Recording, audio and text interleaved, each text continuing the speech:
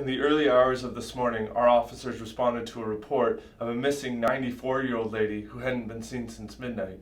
Her family was deeply concerned because she has dementia and it was raining out at the time.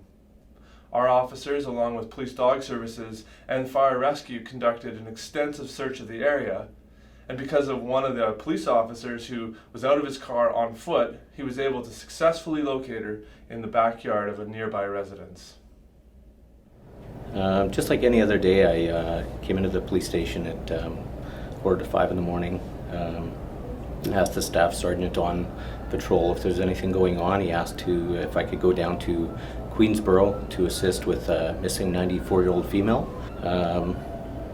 Talked to Constable Joe Wright, who said just fan out and do in a grid pattern from the residence from Ewan Avenue to the river. So I started there, did that for approximately 45 minutes with my alley lights on. At that time I asked for what her health was like. He said her health was good, but her mobility was not very good, and she was a bit of had issues walking. I then proceeded onto Pembina Street, zigzagging across the street, checking every yard, under decks, in sheds, around. I went beside the house and I saw huddling beside the fence holding onto a piece of siding.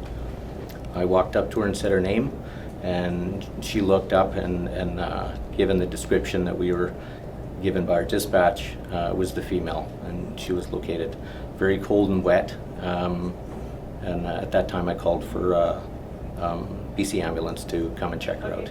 But she was on her, she was sitting down beside the fence, huddled in a little ball, hanging onto a piece of siding to stop the rain from hitting her head. In the light of, in darkness at night, you would have never seen her. It just looked like a black, honestly just a black garbage bag. It wasn't until I started walking around with my flashlight in between the houses that I put my flashlight on her, and it was a purple sweater. She was very cold, shivering.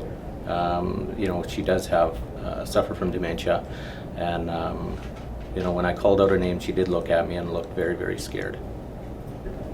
I know if it was my mother or a grandparent, I'd want to look for them. So I'm glad that she was located and she's being checked out, and she'll be fine.